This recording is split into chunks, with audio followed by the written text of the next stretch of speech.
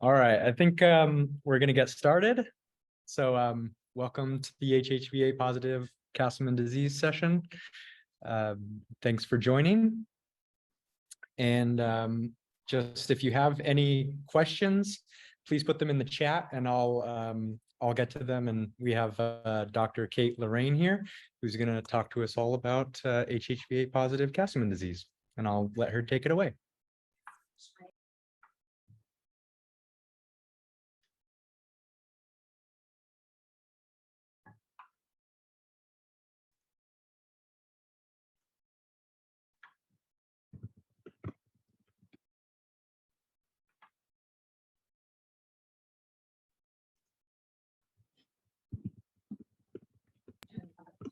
All right, I hopefully everyone can hear me.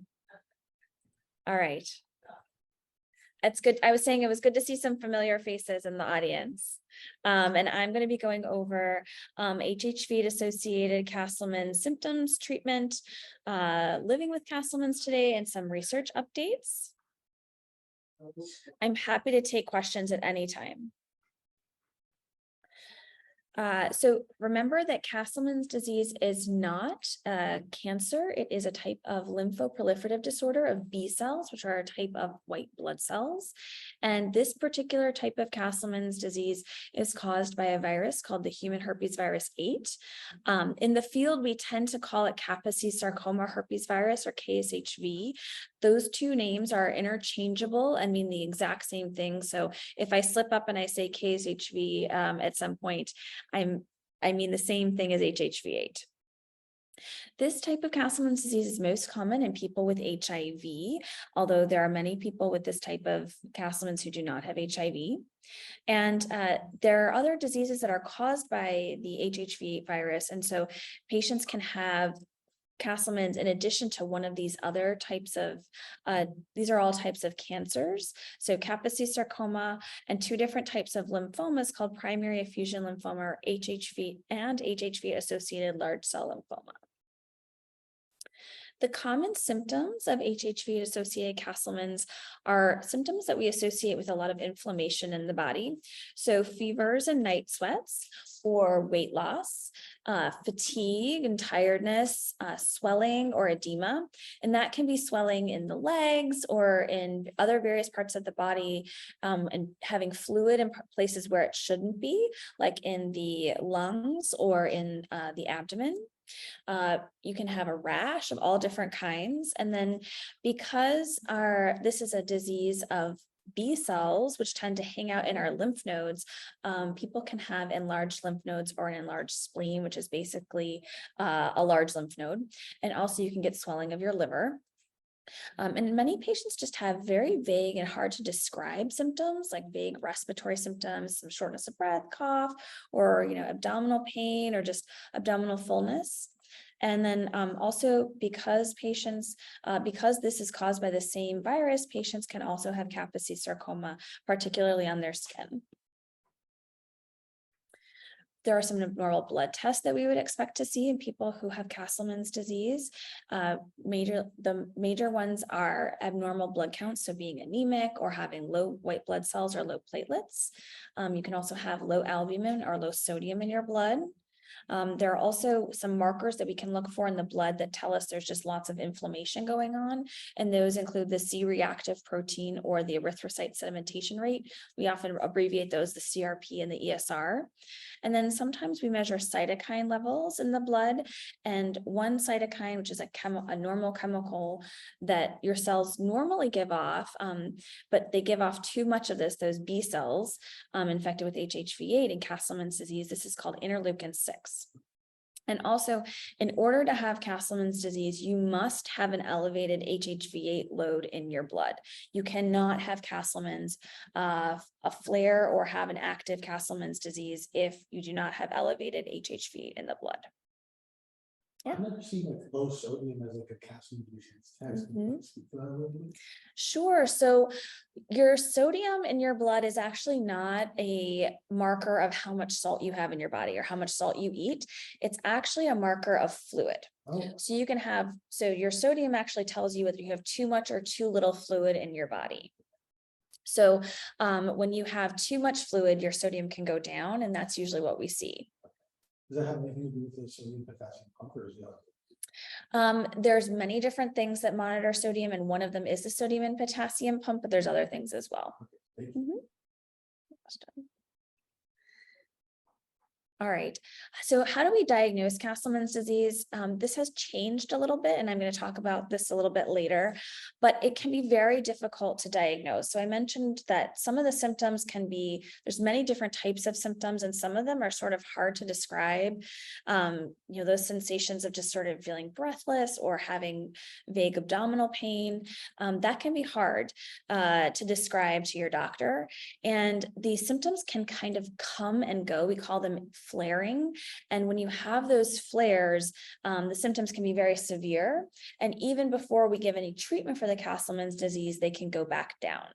So it can be very difficult. People can be very sick and they go to their doctor and they have lots of symptoms of Castleman's disease. And before anybody can do anything, it'll get better. And then this can keep happening and it can be very difficult to diagnose. Currently, we use a lymph node biopsy. So going through the skin and taking a piece inside the body from that lymph node to diagnose Castleman's disease. And the pathologist has to look under the microscope and have expertise to be able to diagnose Castleman's disease. And many pathologists, because this is a rare disease, do not have the ability to do that.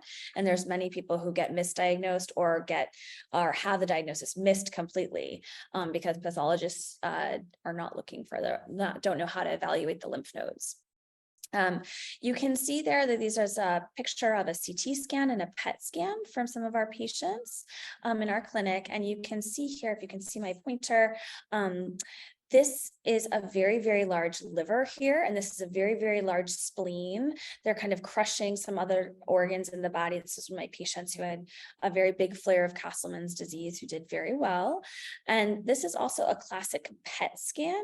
This is a type of scan that your doctor looks for to look at very active parts of the body, and the active parts here are in the lymph nodes. So here under the arm, these lymph nodes here and in the neck are very bright. And you can see this spleen over here, that spleen is very bright. Those are very bright because they have Castleman cells in them. And so your doctor is going to ask you about your symptoms. They're going to do some labs, and they should do some imaging before doing this lymph node biopsy to make this diagnosis. And the treatment of Castleman's disease is excellent. Rituximab, which is an antibody treatment, is the first-line treatment, and it's very effective in the majority of patients. And most patients, when they receive rituximab, the Castleman's disease goes into remission.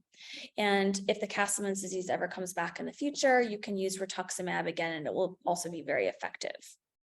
It's very important that people who have HIV, they also need to be receiving treatment for their HIV with antiretroviral medications. Is there any like dangers to using rituximab for multiple cycles, or is it okay to just keep using it whenever you like? Excellent. I'm going to talk about the side effects of rituximab in a couple slides, and I will get back to that question. That's a good one. So the way we give rituximab is it's a pretty short treatment cycle. We give it once a week for 4 doses. And the way you receive rituximab is through an IV. And it's an IV that the doctor and nurse can just put in your arm for the day. You get your rituximab and you leave, and the IV gets taken out. Sometimes when people have Kaposi sarcoma, in addition to their Castleman's disease, they're going to need treatment for both. And so your doctor should treat you with rituximab in addition to treatment for Kaposi sarcoma. And that standard treatment is a chemo called liposomal doxorubicin. And these are given every 3 weeks together. And I just exited out of here somehow. What happened? Where did it go?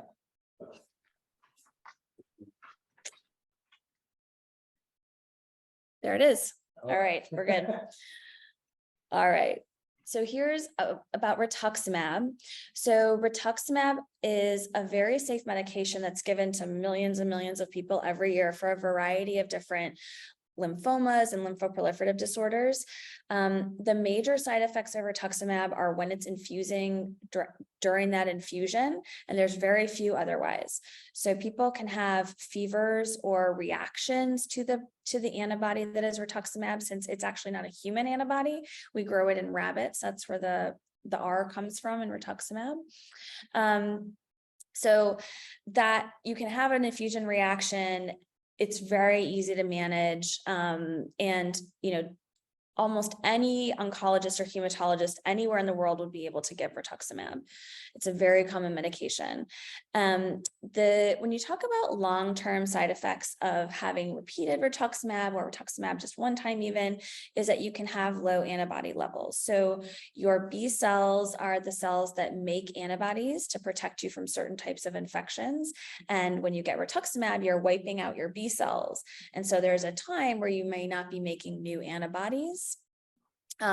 Most people do just fine. Sometimes people receive extra antibodies in something called IVIG or intravenous immunoglobulin treatment. Most people do not need that. I think the one thing that we really realized over the last several years is that rituximab does put you at risk for severe COVID-19 symptoms. And so our patients with Castleman's were ones where we were really making sure they were getting their COVID shots and boosters and being very safe and staying away from people who were sick. But remember, these are people just who've gotten rituximab. So if you had Castleman's disease and got rituximab 5 years ago, that really doesn't apply to you anymore. You would have had time to recover your B cells and your antibodies. Another important thing is that you can have a flare of hepatitis if you have hepatitis, which is a virus that affects the liver. And so you need to make sure that your doctor tests you for hepatitis before you get rituximab. And then liposomal doxorubicin, this is the treatment for Kaposi sarcoma that's sometimes given with the rituximab. And when people hear chemotherapy, they get very nervous. However, liposomal doxorubicin is given very, very low doses here. And most of our patients have no idea they're on chemo. You don't lose your hair, your blood counts can go a little bit low, but usually it's not a big problem. And sometimes over a long period of time, if you have to have a lot of liposomal doxorubicin, you can get something called hand-foot syndrome, which is some drying of the skin on the hands and feet that we can usually manage very easily. Something I'm wondering is, you said rituximab plus the doxin is for aggressive / Kaposi sarcoma. So why, if it's aggressive, would you only be giving the rituximab with this every 3 weeks instead of the normal once a week? Good question. So the way this was first studied, this regimen, we call it RDox or rituximab doxil. RDox was studied at the NCI in our branch, and the way it was studied was every 3 weeks it was given. The way I give it in a patient who's actually very sick with Castleman's is I give rituximab once a week and just add the doxil every 3 weeks. Yeah, so I think that's an excellent question. So I already touched upon this point, that make sure that you're up to date on your COVID vaccination if you are receiving rituximab or if you have HIV. All right, some things to do if you can think about after you receive this diagnosis of Castleman's disease. And I think the main thing is to make sure you know which type of Castleman's disease you have and you see an expert in that specific type of Castleman's disease, since the treatment courses and the symptoms and the follow-up are different for each type. And you all are here today, so you're learning about your specific subtypes, so you're already ahead of everybody else. And I think it is important to sort of figure out what your symptoms were before you developed Castleman's and to monitor for those symptoms going forward. It can be very overwhelming and sort of cue in on every little thing our bodies are feeling, but by taking sort of, I think, control over your own health and jotting things down, it can be helpful, and your doctor can help you sort through what's significant and what's not. And those symptoms that you want to watch for, again, these are the ones I mentioned before. And probably the thing about having a Castleman's flare and getting that diagnosis and feeling better is that now you can protect yourself in the future because you know what to look out for. And so it's easier to avoid a big flare in the future because you're already sort of cued into what to look for. You've got the diagnosis and you and your doctor can be vigilant. And I think it's very hard sometimes for patients to think, I don't want to complain about my symptoms. There's probably nothing you can do about my symptoms anyway, doctor, but that's not true. Your doctor wants to help you and wants to help you get back on your feet. And there's lots of different types of medicines we can use to address different side effects that you may have from Castleman's or from treatment. You should keep track of your critical lab values, and those basically, those are objective measurements of Castleman's disease. So it can be very, as humans, as we can get colds, we can get coughs, we can get other types of illnesses, and it can be very difficult to sort of separate, are we having Castleman's symptoms or are we having symptoms of something else that's just sort of a normal, illness that we all get. But looking at your lab values is really what can help separate those sometimes. It also helps that we can assess the response of the Castleman's to the treatment that we've given by monitoring the laboratory markers. And also we can help select our future therapy if needed. So things that we watch out for in our clinic are white blood cells, hemoglobin platelets, so the blood counts, those inflammation markers that I mentioned before, some of your kidney function, as well as any labs that were abnormal before you started treatment. So if you know that your hemoglobin was very, very low, but your white blood cells and your platelets were normal when you had Castleman's disease, that probably your hemoglobin is going to be one of the most important things to watch going forward. Are there any lab tests that you expect to start changing earlier in a flare, or is it like a per patient basis? Yeah, so we have some really good evidence now that the HHV8 viral load in the blood may be one of the first things that changes. And I'll talk a little bit more about that in a bit. Yeah. I want to say that there should be a lot of hope after you get diagnosed with Castleman's disease. We have excellent treatment. There's doctors out there who know how to manage this and help you, and that you should be able to return to a normal lifestyle after treatment. And eating a healthy diet, exercising, and seeking alternative therapies that are helpful to you are going to serve you well, no matter whether you have Castleman's disease or not. So I think any patient I see with any diagnosis, I always think these are great recommendations. And being a patient with a rare disease can be very stressful. And so I think you all are already doing something about this today by seeking support from each other and being a part of the CDCN. I think it can be difficult to adjust to having a rare disease. And so there can be adjustments that you need to make and think about in regards to work and stress with family, having difficulty sleeping due to anxiety or worries. And these are normal things that happen when you have a rare disease and have been ill before, and that seeking support for these, I think, is important. There's a lot of different strategies to sort of help with stress and anxiety, and I've written a few down here. Again, I think exercising is always a great option, but also there's things like relaxation therapy and biofeedback that I know have been very helpful to some of our patients before, and asking your doctor about referrals for those types of things can be very helpful.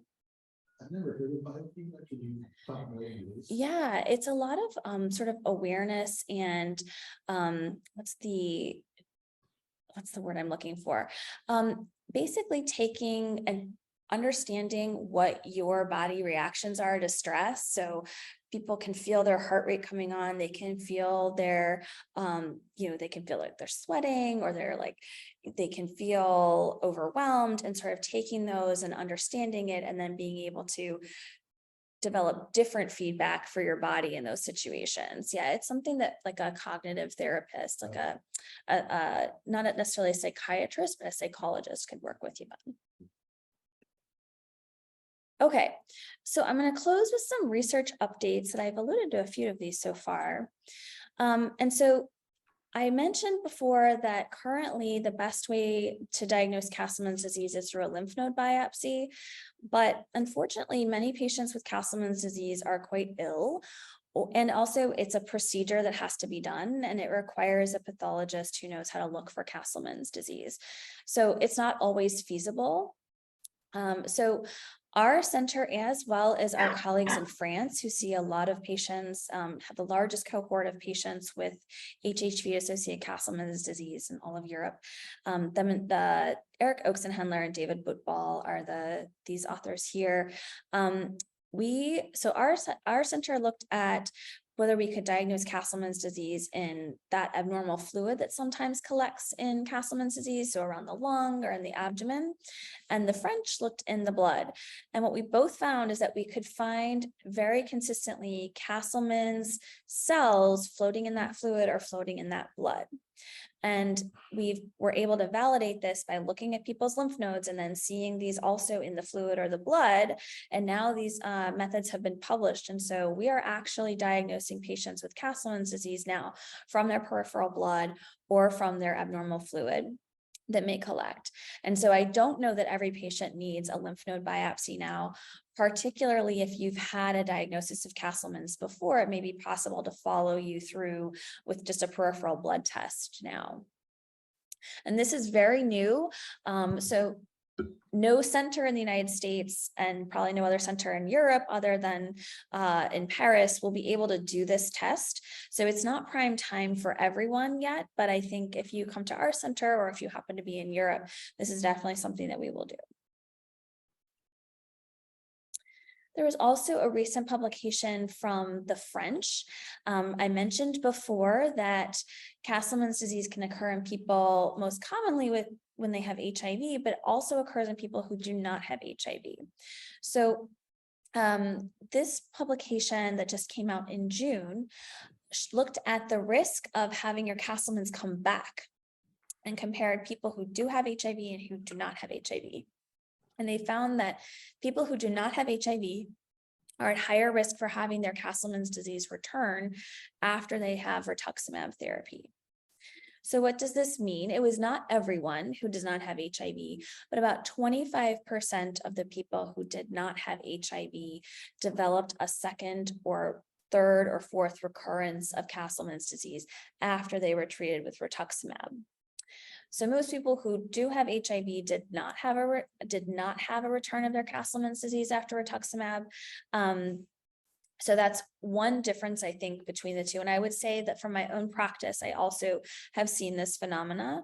I think it's people were still able to receive rituximab in their subsequent recurrences with successful treatment. It just may mean we need to be more vigilant in people who do not have HIV, who have a diagnosis of Castleman's disease, and that they may need subsequent treatment with rituximab again in the future. Does the paper go into any hypotheses of why the HIV-negative people are AMPs? So we don't understand why people who do not have HIV get Castleman's disease. We don't understand it in people with HIV to begin with, but I think it's easy to pinpoint, like there's an immunodeficiency we can pinpoint in people with HIV, and there's something we can do about that immunodeficiency. We can give antiretroviral therapy. Whereas in people who don't have HIV, we usually cannot identify any cause of why they may have developed Castleman's disease. So there's some sort of probably underlying immunodeficiency that their bodies cannot control the HHV8 virus. And so but we cannot identify that, and therefore we can't do anything about it. And so that may be one of the reasons why. Mm-hmm. Thank you. Yeah, and I think this paper also showed they followed all of these patients, after they got rituximab, they followed them forward. They were following them with their HHV8 viral load, and they were following these other laboratory parameters. And they found that one of the first things to go up and to be abnormal again before recurrence was the HHV8 viral load. So before there were any symptoms, anything, they saw this creeping up in someone's blood. Is it standard to measure that now, like keep track of their HHV viral load? Yeah, so it isn't necessarily standard, and there's no standard assay to measure. We have not decided what is the best way to measure HHV8 in the blood. We can measure it in the plasma, we can measure it in the cells, we can take the whole blood and measure both of those things together. So we don't really know, and this is very complicated in people who also have Kaposi sarcoma. But I will say that we do it, we measure it in the cells, and it is not normal to have a whole bunch of cells persistently infected with HHV8 in your blood. And so when we see the levels start to rise, it definitely perks our ears up. And I don't have a cutoff value exactly. This is definitely a research question, but I do think to myself, oh, we should probably see that patient again in 3 months instead of 6 months, if that makes sense. Okay. And I'll just close with 2 upcoming clinical trials at our center for HHV8 Associated Castleman's disease. The first is using a small molecule inhibitor called pacritinib. This is something called a JAK inhibitor. It's an FDA-approved medication for a type of blood cancer called myelofibrosis. And so the side effect profile and how this medication works in this disease is very well known. And the reason why we think this is a good thing to try in Castleman's disease, so over there on the right, you can see my pointer. This double line here represents the outside of the cell membrane, and this is our HHV8 virus. The way it enters and activates our cells, our B cells, is by binding to the interleukin-6 receptor. And when HHV8 binds to this interleukin-6 receptor, it activates a series of chemical reactions that are sort of all these steps here. So like steps to go to the nucleus, to turn on our DNA to make interleukin-6 and to cause all of that inflammation. So pacritinib can stop this series of chemical reactions at 2 points. So at this point called JAK2 and at this point called IRAK1. And so it sort of halts the sort of production of interleukin-6, which we think drives all of the symptoms in Castleman's disease. The second. Why was pacritinib chosen over other JAK inhibitors? So different JAK inhibitors inhibit different parts of the JAK, different JAK molecules. There's multiple ones. So ruxolitinib, it does not. So I am not the PI of this trial. So Dr. Ramya Ramaswamy is the PI, and she would tell you eloquently why she chose this molecule over ruxolitinib or whatever. But JAK2 in particular and the effects on IRAK1 are specific to pacritinib rather than the others. Didn't JAK inhibitors get like an FDA warning for specific things about them? So there definitely are. There's definitely side effects to JAK inhibitors. I do not know specifically what you're talking about, but so ruxolitinib, for instance, the first JAK inhibitor is approved for a variety. It's approved for myelofibrosis. It's approved for graft versus host disease in transplant. So these are not like your common cold. So they're definitely approved for very serious indications. And so anytime, all of our cancer drugs have pretty serious side effects, I would say. And so we have to weigh the benefits and the risks. For instance, rituximab, I would say, is a drug with very few risks compared to some of the other drugs that we use in oncology. Yeah. Is this a drug that would be like once a week for 4 weeks type of thing, or is it like a daily? It's a daily drug. Yeah, so it really needs to be for people who are willing to and can take, medications every day. And then the next trial, I can speak better about this one as I am the PI of this trial. So this is using another antibody called daratumumab. This antibody targets a protein on the outside of cells called CD38. CD38 is on the outside of some types of B cells and is on the outside of all types of Castleman's B cells. So HHV infected B cells are all CD38 positive. So in a way, it selects better the Castleman cells. Believe it or not, even though rituximab works, rituximab targets CD20, but Castleman cells are not CD20 positive. So rituximab is probably actually working on the cells that are around the Castleman cells instead of on the Castleman cells themselves. And so we think that CD38 might be a better, more of selective target, and might spare some of the good B cells that could stick around and make some of the good antibodies that we need to prevent infections. Daratumumab is approved for multiple myeloma, another type of blood cancer. And the other thing that daratumumab does is, so CD38 is expressed or on the outside of some of our immune cells that sit in the tumor or in the Castleman's lymph nodes. So we think about the immune system as being very good for controlling cancer, but there are actually immune cells that are bad for controlling cancer and actually prevent important immune cells from getting to the bad B cells or HHV infected. So some of these T cells that we have that are called regulatory T cells instead of activated T cells express CD38, some regulatory myeloid cells, that's the MDSCs there. So daratumumab not only blocks the Castleman cells, but can block some of these negative immune cells that sit around in the lymph nodes and can make it more difficult for the good immune cells to control the cancer or the lymphoproliferative disorder in the case of Castleman's. Are these trials intended for rituximab refractory patients or for any? So for these trials, you do not have to have had prior rituximab. However, what I will say, because these are experimental trials, they're clinical trials, we wouldn't have a patient on this study who was very, very, very ill with Castleman's disease and had never had rituximab before. So if you have light-threatening Castleman's, we want to do something we know works, and so we would give you rituximab. But if you had sort of a milder or moderate case of Castleman's, we could try one of these two.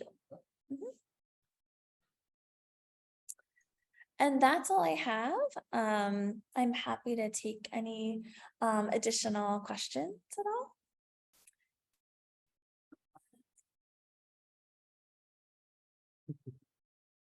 Well, thank you so much. Yeah, sure.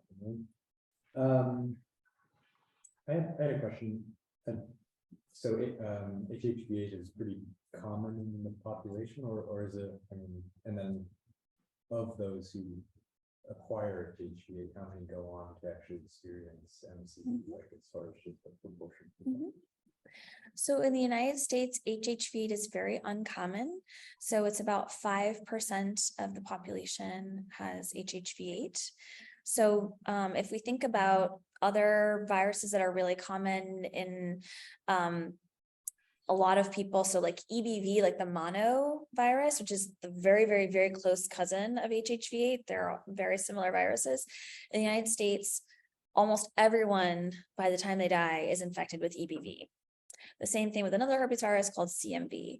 But if you go to different parts of the world, so if you go to parts of sub-Saharan Africa or the Mediterranean, a much higher proportion of people have HHV8.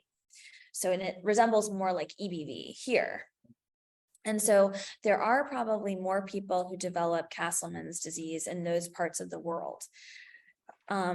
We don't know a lot about Castleman's disease in sub-Saharan Africa because there aren't enough pathologists to look for it. There aren't enough there's not the infrastructure to sort of identify a lot of Castleman's disease.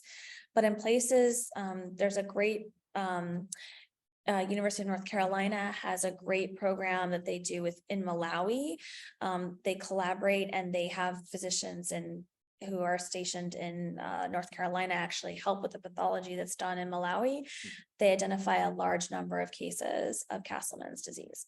So there's probably a lot more people who are developing Castleman's disease in other parts of the world. We just don't know about it yet. However, that's to say that a very, very small proportion of people who are infected with HHV8 develop Castleman's disease. So there's probably there's something else going on in the body that's sort of, our bodies are not controlling this virus like we might EBV or CMV. Now, if you think about EBV, I told you in the United States, the number of people who are infected with EBV is like almost close to 100% by the time we die.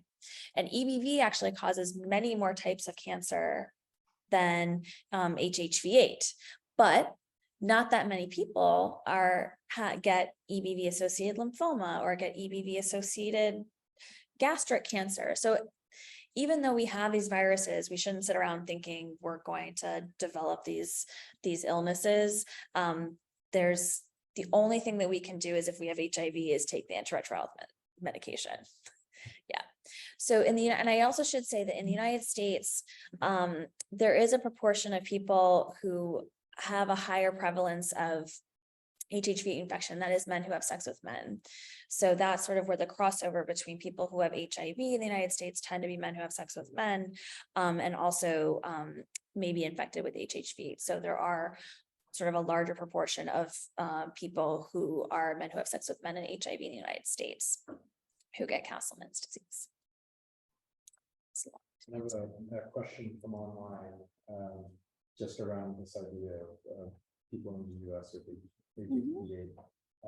Is there any particular ethnic background or any type of background that predisposes to something like HHV8 or developing MCD from HHV8? So it's not your background that sort of predisposes you to developing Castleman's. It's your background, where you grew up, that might predispose you to having HHV infection. So if you immigrated from the Mediterranean, or if you immigrated from sub-Saharan Africa, or you're a man who has sex with men, those are things that would make it more likely that you would have HHV8. Yes. And if you grew up in a household where your parents were from there, even if you were born in the United States, we get HHV8 sort of through saliva and close contact with people. And so that you as their child may be infected with HHV8, if that's where your family was originally from. I'm really interested in the fusion study. Did you guys find that, for example, pleural fusions were better than ascites for detecting it, or was there like equal, like they're both really good? So the reason why that was a study that we did retrospectively. So when why we were actually looking in that fluid originally was to try to diagnose lymphoma. So Castleman's disease, remember, HHV8, it can also cause lymphoma. And one of the lymphomas that it causes is called primary effusion lymphoma. And effusion means abnormal fluid somewhere. So it presents as abnormal fluid around the lungs or in the abdomen. So we were actually looking there to see if we could find lymphoma. And what we found instead was we found these cells that looked like they were Castleman cells.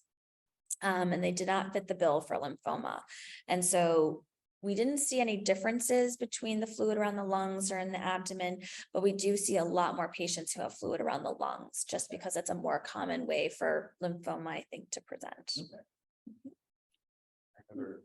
Yeah, from online. So kind of looking, piggybacking on the last question, if an individual doesn't have any of those predisposing risk factors, is it just something that's kind of like chance that you got HHV8? Like, is there any sort of inheritance with anything like that? Yeah, I mean, it's sort of how come some people get mono and some people don't? It's sort of who we were in contact with at various one time or another. We have a lot of patients who say, we have some patients who say, I'm not from sub-Saharan Africa and my parents are not from Italy. We're like, why do I have this? And it's hard for me to say, maybe you had a best friend growing up who was from there and you guys were like, sharing glasses and chapstick. I don't know. It's hard to say. It's unlikely and unusual for it to be sort of pass between people these ways, but I think one thing I would stress is that people should not think because I have HHV8, I'm going to infect other people and that would be a problem. It should not be felt that way. It's not a communicable disease that you should change your lifestyle in any way based upon the fact that you have HHV8. We don't change the way we do things because we have CMV or EBV, which everybody in the US has. And so HHV8 is no different. Yeah.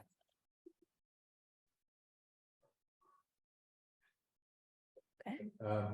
I'm kind of just interested in just historically how we tied HHV8 to the causative mechanism to MCD. And I'm thinking because very recently, like EBV came out as like like a causative function MS, just like how that was done. And, Yeah. Scientifically. So HHV8 is one of the most recent viruses that have been discovered. So it was discovered in 1994. And you have to sort of start back with Kaposi sarcoma. So Kaposi sarcoma was first described as a cancer of the skin by Dr. Moritz Kaposi back in the 1800s. And nobody knew why people had Kaposi sarcoma. But then when the HIV epidemic began in the early 1980s, previously very healthy young gay men were developing Kaposi sarcoma, very, very aggressive Kaposi sarcoma, and that was very unusual. And one thing that was noted was that the other people who were getting HIV a little bit later in the epidemic, but were people who inject drugs. And so it was noted that people who were gay developed Kaposi sarcoma and those who inject drugs did not, which made people think there may be a virus. This may be something that is sexually transmitted that's causing this cancer. And so that was sort of how people started looking for Kaposi sarcoma, for a sort of a viral etiology of Kaposi sarcoma. Castleman's disease wasn't described until the late 90s, early 2000s as a disease. Case HV associated Castleman's. And so that sort of came about because people also have Kaposi sarcoma who have Castleman's disease. And so once you're able to identify the cause of Kaposi sarcoma, and then people were able to say, oh, people with Kaposi sarcoma are also oftentimes have this other entity, Castleman's disease, maybe there's something linking the two. And that's how they were linked. I have one more question from online. So is it possible to be born with HHV8? So like, can it be passed from mother to fetus, like during the gestational period, or is it something that you always acquire during the lifetime?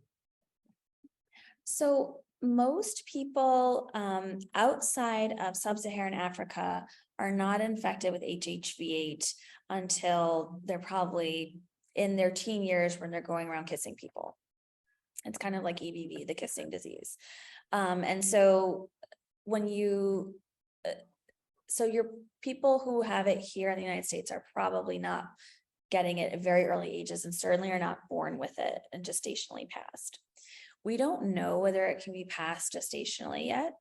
What we do know is that people, though, in sub-Saharan Africa, kids develop Kaposi sarcoma very young, which means they're probably being infected with HHV8 very early.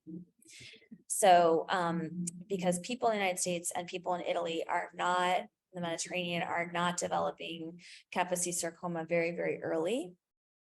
So they're probably being infected later. So if you think about the sort of a EBV, so if you're somebody who went to daycare as a kid, you were infected with EBV very, very young, and you probably had some kind of rash and a fever, and everybody has a rash and a fever when they're in daycare, so nobody thought anything of it. But if you go around and you get it from you've never been infected with EBV before, and you kiss somebody when you're in college, you get mono.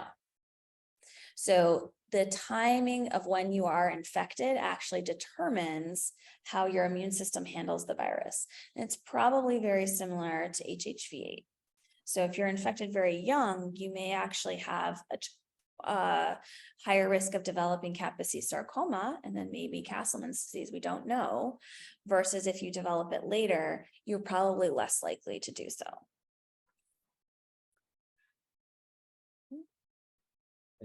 Any other questions? This is a really specific and kind of more general, but do you think the differential response to viral infections is like an evolutionary adaptation to, like, what if you get it as a kid, you're like, this is not a big deal because it means you were exposed. When you get it as an adult, it's like, might be like, I don't know, like. Yes, so there is probably a story in regards to malaria in sub-Saharan Africa, very similar to with EBV. So there is clearly some kind of advantage to having HHV infection and there is probably clearly an advantage from a malaria standpoint to have HHV infection. However, that may predispose you to have a KS. It's unclear, but there's definitely some connection between those two. And it's the same with EBV. Probably EBV in some ways is protective against certain types of malaria infection, but we don't have all the details figured out yet. Doesn't having like sickle cell, isn't that also advantageous for some?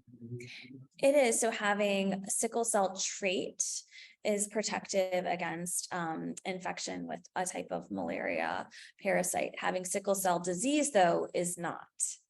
That's a disease in its own right. So there's something about having these viruses that's helpful or not helpful, depending upon whether you're running into malaria or not.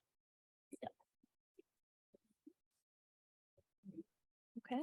Well, let me turn my video on. So thank you, everybody, for joining us for our HHV8 positive Castleman disease session.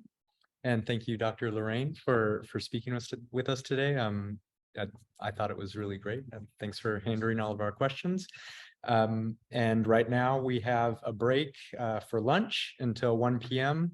when you can join us for our expert panel from 1 to 2:30, and they'll answer all of the questions that you have. So thanks, everybody.